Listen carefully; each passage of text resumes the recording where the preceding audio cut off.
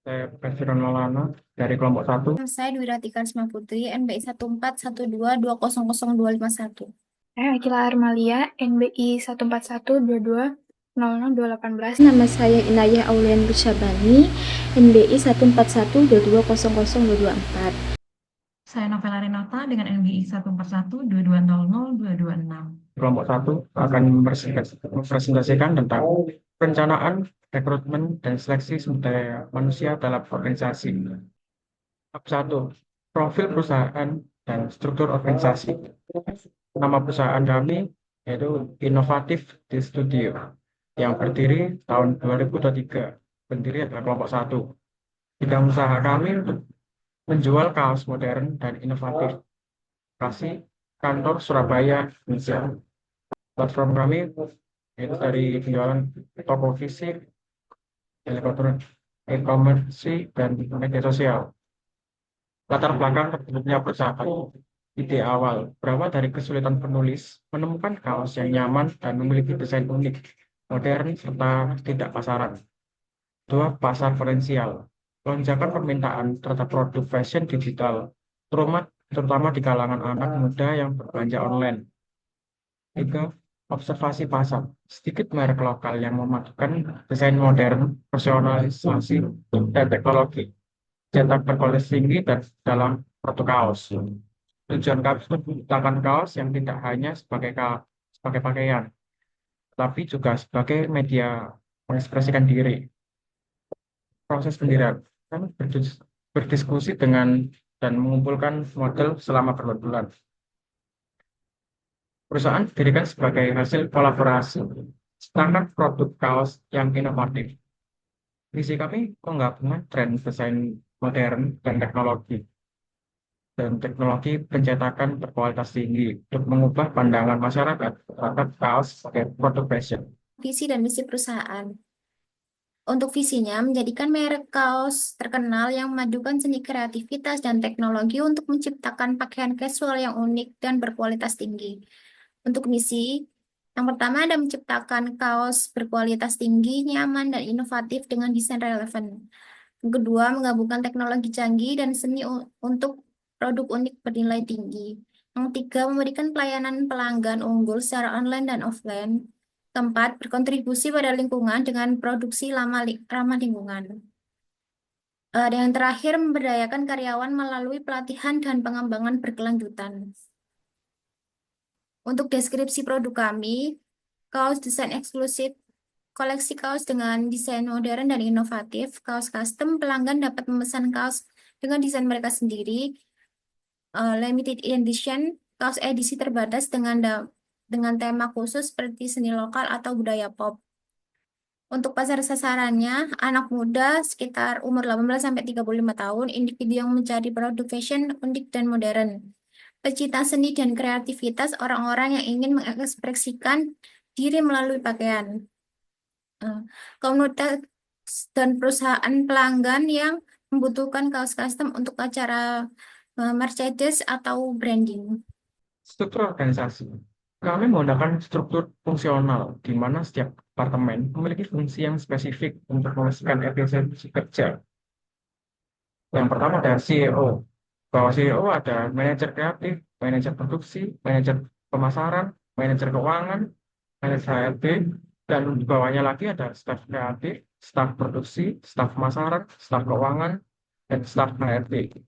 Sini ada definisi perencanaan SDM. Untuk definisinya sendiri, perencanaan sumber daya manusia ini adalah proses sistematis yang mencakupi pengelolaan, pengembangan, dan pemanfaatan SDM dalam organisasi. Itu merupakan elemen penting dalam strategi manajemen untuk mendukung kesuksesan suatu organisasi. Kemudian ada analisis kebutuhan SDM. Langkah awal dalam perencanaan SDM ini adalah mengidentifikasi kebutuhan tenaga kerja saat ini dan untuk masa depan. Di sini ada beberapa tujuan perusahaan yang harus dipertimbangkan, yaitu jumlah karyawan yang diperlukan, per divisi. Jadi harus ditentukan berapa jumlah karyawan yang dibutuhkan perusahaan untuk setiap divisi tersebut. Kemudian kualifikasi dan kompetensi yang dibutuhkan. Kualifikasi tersendiri juga sangat penting untuk analisis kebutuhan SDM, kemudian keterampilan dan pengalaman karyawan. Nah, di sini ada perencanaan SDM bagi organisasi. Berikut adalah perencanaan SDM bagi Innovative Tea Studio.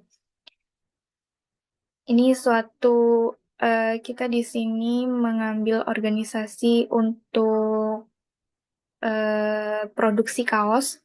Di sini pertama ada CEO. CEO ini terdiri dari 1 orang, di mana CEO ini bertugas untuk mengelola visi, misi, dan arah bisnis strategis. Kemudian ada manajer berjumlah 1 orang. Manajer sendiri menghasilkan desain kreatif untuk produk reguler dan kampanye pemasaran. Lalu manajer produksi juga 1 orang. Manajer produksi ini bertugas untuk mengelola alur dan standar produksi sesuai target. Kemudian ada manajer pemasaran yang bertugas untuk memasarkan baik secara online maupun offline. Selanjutnya ada manajer keuangan yang mengelola keuangan dan laporan perusahaan mengenai laporan keuangan, pemasukan, dan pengeluaran. Kemudian ada manajer HRD yang mengelola SDM, rekrutmen, pelatihan, dan hubungan industrial. Itu adalah tugas dari manajer HRD atau HRD. Kemudian ada staff designer yang berjumlah 3 orang, yaitu membuat desain unik dan menarik untuk produk kami dan perusahaan kami. Kemudian ada staff produksi yang berjumlah 5 orang. Di sini menangani proses produksi kaos. Jadi staff produksi ini menangani semua proses untuk produksi kaos yang kami produksi. Untuk staff pemasaran berjumlah 3 orang, yaitu menjalankan strategi pemasaran dan penjualan.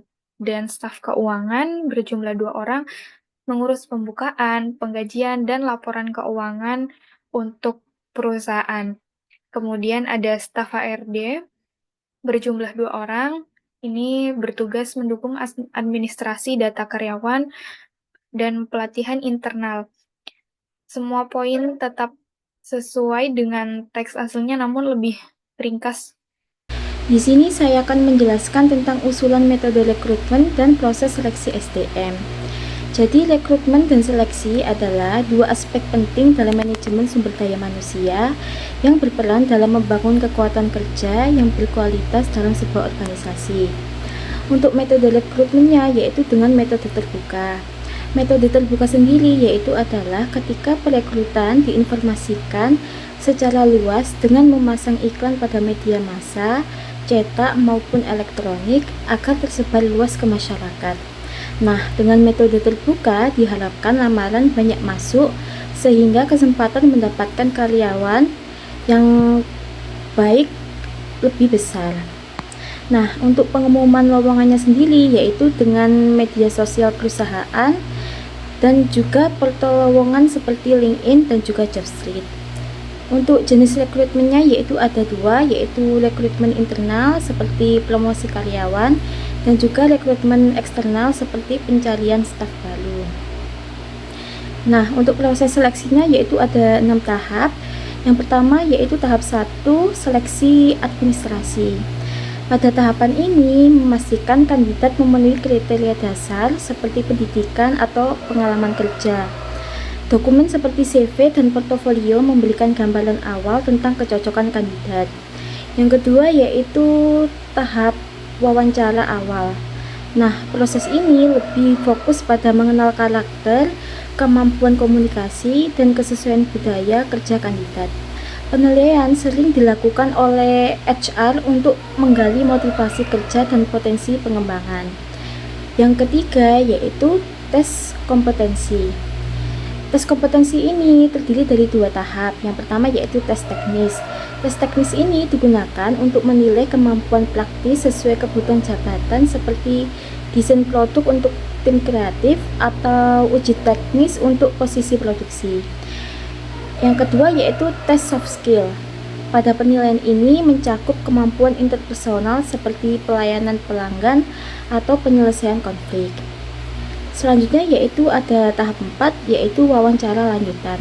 Pada tahap ini dilakukan oleh atasan langsung atau direktur divisi. Wawancara ini bertujuan untuk mendalami untuk menilai kemampuan kandidat terhadap tantangan spesifik di dalam pekerjaan. Yang kelima yaitu tahap evaluasi medis. Pada tahap ini yaitu pemeriksaan kesehatan menjadi penting untuk mengurangi risiko absensi jangka panjang dan memastikan kandidat memiliki kondisi yang sesuai dengan tuntutan pekerjaan, terutama untuk pekerjaan fisik. Yang terakhir yaitu surat penawaran atau offering letter. Pada tahap ini perusahaan memberikan penawaran penawaran formal kepada kandidat terpilih yang mencakup rincian posisi, tanggung jawab, kompensasi, dan syarat kerja. Bab 4 yaitu mekanisme penempatan SDM baru. Nah, penempatan SDM baru ini merujuk pada proses menempatkan karyawan baru pada posisi dan jabatan tertentu di dalam perusahaan sesuai dengan keahlian, pengalaman, dan kebutuhan dalam organisasi.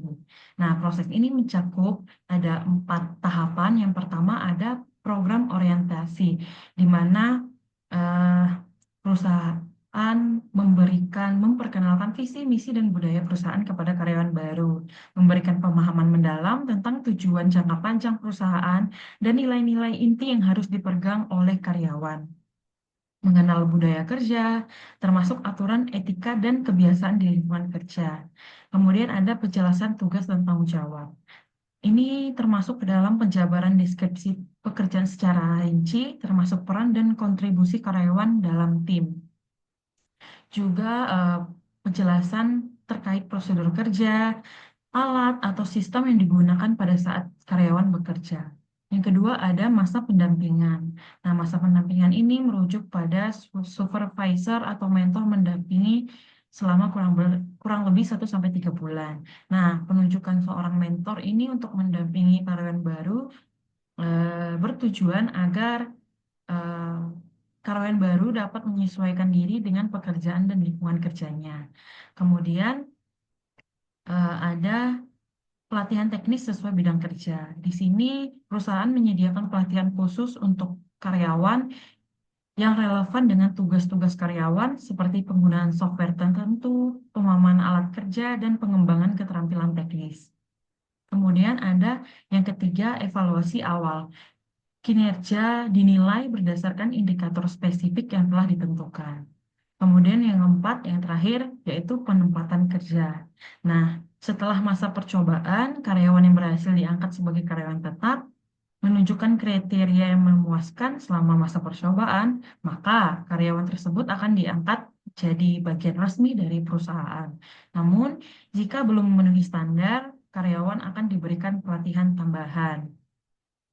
Karyawan juga akan dimasukkan kembali ke masa pendampingan, di mana karyawan kemungkinan besar diberikan target yang lebih spesifik untuk memperbaiki kinerja kerjanya yang ada. Nah, demikianlah presentasi yang dapat kami sampaikan mengenai perekrutan, seleksi, dan penempatan SDM dalam suatu organisasi. Kami mohon maaf apabila ada penjelasan materi kami yang kurang jelas dan kurang dapat dipahami oleh teman-teman semua. Kami mohon maaf. Juga kami ucapkan terima kasih atas waktu dan kesempatan telah diberikan kepada kelompok 1. Demikian presentasi kami ucapkan terima kasih banyak.